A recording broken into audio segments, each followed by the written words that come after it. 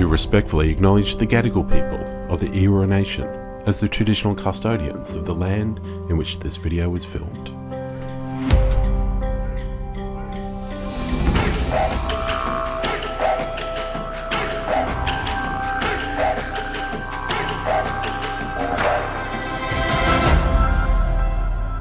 Hi, my name's Crystal Kinsella and today I'm joined by Dixie Crawford. So I'm Dixie Crawford. I'm a Barkindji woman from Broken Hill and Brewarrina in far western New South Wales. I currently live on Ngunnawal country down in Canberra, very cold Canberra, struggling with the winter, struggling with the decision of why I chose to move to Canberra. But anyway, it was big, so we're not moving for a couple of years. I run a business called Naganya, which in Barkindji language means firelighter.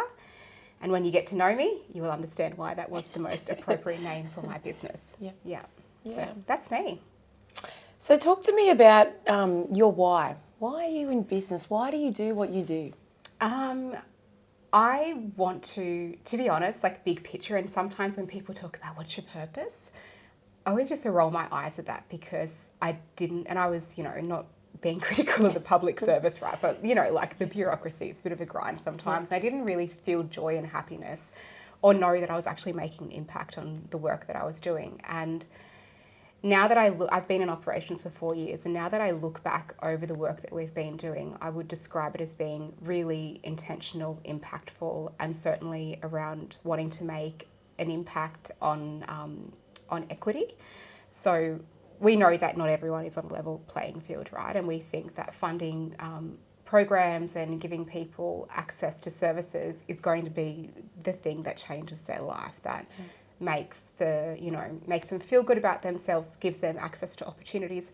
Just because someone has access to a service doesn't mean that it's accessible. And the work that we do is certainly around advocacy and making sure that we look beyond the surface around the impact and the outcome of what someone is going through. So we might think that a program that we're delivering actually has, is outcomes focused, but what's the impact of that outcome? So we do a lot of work with people around curiosity and around looking at what the potential impact of the work is that we do, or that they are doing with the communities that they're connected to, and making sure that the investment that you make in community does go a long way, right? It doesn't just make you look or feel good as an organisation when you're working with people.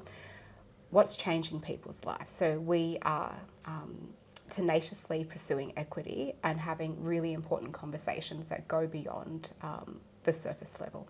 Yeah.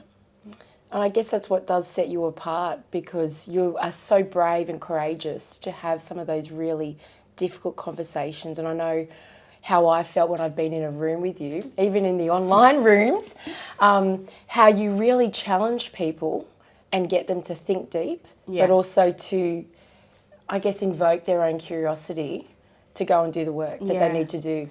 Well, I think we have, similar yarns together, Sis, you and I, because the Indigenous business sector, there's a lot of money that is certainly invested, right? And it's great, but I really want to encourage people to have an investment in organisations and with businesses that actually are having practical and tangible connections with communities, right? Because it's one thing to say, oh, we're donating to this organisation or we invest in this program, but you're not following where the expenditure goes. And I'm sure you have those conversations with your clients, right? Because it's one thing to say, oh, we're investing $20,000 or $30,000 in this program, which goes towards kids or goes towards, healthy relationships or healthy eating programs and all of those type of things.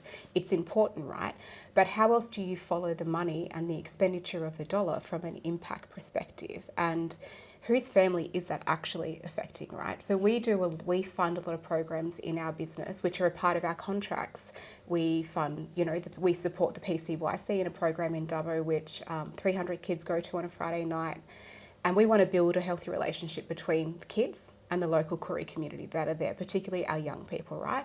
We fund a program in Brewarrina, which is where I come from, again around the relationship between the police and domestic and family violence, and making sure that when someone is in trouble, a young girl is in trouble, she knows she can pick up the telephone and talk to one of the police officers and they're going to help her, right? And so that relationship building aspect of those programs is important, because when we talk about that access and accessibility, that's the point of difference, right? It's the relationship. So it's not about the transaction of we've done this work, we're giving this money to this program. Where's the transformational leadership in those relationships that give Aboriginal people the opportunity to equitable outcomes? So practically, if my clients wanted to work with you, or anybody that's out there wanted to work with you, what does that look like? What does that translate into from a products and service perspective? And how do they engage with you? So the first thing that I would have to say is that you have to be good people, right? Like I'm just like staring straight down the barrel. You have to be good people for us to work with, because in our business, we say no to working with people more times than what we say yes. Again, we have done a lot of work on ourselves as an organisation. We're very focused on the work that we want to do and who we want to connect with. If you're not good people and you do not have good intentions, or you're not purpose driven, we're not going to work with you, right? Because you can go and pick another organisation to work with. We are the type of we do the tough stuff, right? Like, we have conversations that make people feel uncomfortable, but people lean into those conversations because they know that they know what they know and they know what they don't know, right? So when you know something and you feel safe and secure within that knowledge, we're going to push you beyond that. We're going to ask you the questions about that. You know, tell me what you know about that. Tell me more about that. It's that expansive line of questioning that help people and organisations recognise what their true potential is around influence and connection with Aboriginal communities. And that's the work that we do. So there's definitely going to be an alignment in values, but demonstrated values, right? It's one thing to say, this is what's important to me. It's another thing for you to show me what's important to you, right? So we work on reconciliation action plans. When we do RAPs, it's not a matter of just working with an organisation to build the framework of the reconciliation action plan, right? Because a lot of them are the same. It's the application and the implementation within your organisation that is, you know, the point of difference. The journey. So it is. It really is, right? Because if you don't do it the right way for your organisation, it's not going to have an impact. It's not going to change the lived experiences of Aboriginal people in this country, right? It's not going to be your experience of reconciliation and the relationships that you've got to build with people. So we are very much focused on people potential and that skills development around negotiation, around communication, around storytelling, and certainly around unconscious bias and looking at where's our limitations, but also where's our potential. Because if you get caught in the limitations, and that can be a negative conversation that you internalise, that then stops you from leaning into the right conversations that you need to have. And so we do push people in the rooms, our clients, when we're in conversations, we push them to a place where they're uncomfortable, where they feel vulnerable. But if you don't do that with us, and then you want to go out and have conversations with Aboriginal communities, and you're not prepared for that, that's going to go horribly wrong for you, right? Because there's all these things that have occurred over the last 2 years around, you know, white people thinking they know what's best for Aboriginal people, you know, and we use this language called white saviorism all the time, right? Like, this is common language that is used. So you just got to be careful. Our job is about building up your capability to have the maximum amount of impact that you can within communities. So, yeah, that's the work that we do. Well, it sounds like a lot of people need to brace themselves if they want to work with the fire starter. In a non-negative way, but you know, I completely get it, because you want that values alignment, and if people want just the feel-good, touchy-feel-good stuff that makes them feel comfortable, I'm not your girl. It's actually not going to stretch them. We do our best learning when we really step outside the box and we think and we feel bigger. So that critical self-reflection is the most important thing from our perspective, right? Like, we will have conversations with you and we will pose questions to your leadership team, and you will think about them weeks, months later, right? And you'll come back to that and you'll be like, oh my goodness, that did something hit me in my head and my heart and my belly for me to then think about this later. So there's more work for me to do. So if there's anything that you the work that we do is long lasting, I think, in our organisation, and then you will then go out and start facilitating effective conversations with the people that you're connected to, whether it's your family,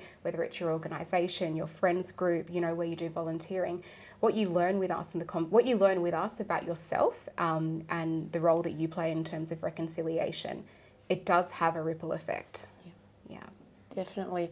So let me ask, what is your legacy? What is it that Dixie wants to be remembered for? I know it's a big question, Have you thought well, about it? I do want to be remembered for having fantastic fashion, if I'm to be honest. So, if you can't see this, I've got these beautiful Kermit green pants on right now, and this is called colour blocking. I don't know. I haven't thought about that. Yeah. I want to live in the moment, but I also do see, the future. I think I want our work to matter. Yeah. I want the storytelling of the conversations to live on in the way that people see that there's more work that's to be done, right? Like, it's not about the transaction of closing the gap or, like looking at life expectancy or stimulating an Indigenous business economy. We can contribute to that, but that's not a defining moment for me, right? Like, a defining moment is someone saying to me, I get it, I understand it, and I'm going to lean into the work, and I'm going to actually do the work. And then you see people doing the work. That's the legacy bit for me. When we work with organisations, we say that there's two really key collectives of people within organisations. There's champions and then there's sponsors, right? So your sponsors are the people that have the delegation responsibility around a KPI. And then the champions are the people that are having the conversations when I'm not in the room, for example, right? They're saying, what are we doing from an Aboriginal impact perspective? Or are we doing acknowledgement of country? Or when they're doing events, we've got to organise an Aboriginal speaker to be a part of a panel. Or, do you know what I mean? Like, that's the legacy bit, I think, when we, that diversity and inclusion, it just isn't the transaction or the visibility, it's the intention and it's the greater impact and purpose that people are demonstrating every single day literally in their day-to-day operations. So I think that's it. I hope that's it. That in a nutshell. Yeah, I think so. I think it's just like, the legacy is things continuing on when you're not there, from my perspective. Definitely. People standing up, being courageous, owning it, and just getting on with it. Yeah, leaning into it. I mean, you're not going to die if you say the wrong thing. No.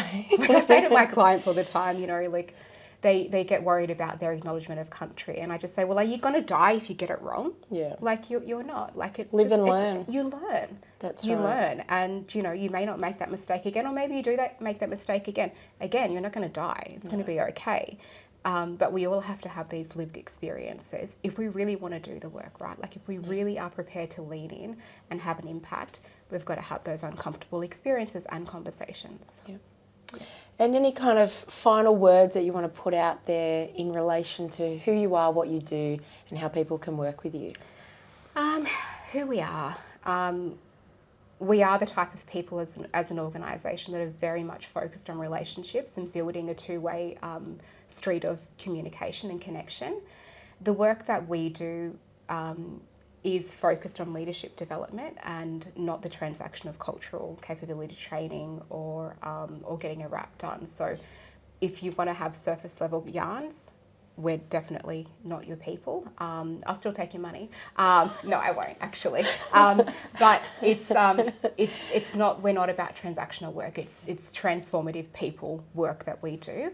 And one of the programs that we work on actually is our program called ICulture 360, and the culture part within that is certainly about Aboriginal culture, and 360 is about leadership development within organisations and teams. And because we believe that in order to be effective leaders within organisations and for to bring people along the journey within your organisation, you've got to be able to understand the lived experiences of Aboriginal people. You've certainly got to be able to expand your skill sets as a leader, and you've got to be able to influence other people within your organisation and communities that you're connected to. So the ICulture 360 program, we deliver that in a couple of ways. It's one-on-one coaching. We do in-house programs as well as run public masterclasses, which is important. The public masterclasses are really important because you then start to see that there's other people within either your industry or within your community that are, that are really interested in working with Aboriginal communities and making an impact. So thanks so much, Dixie, for joining me today, and please stay tuned for the next edition.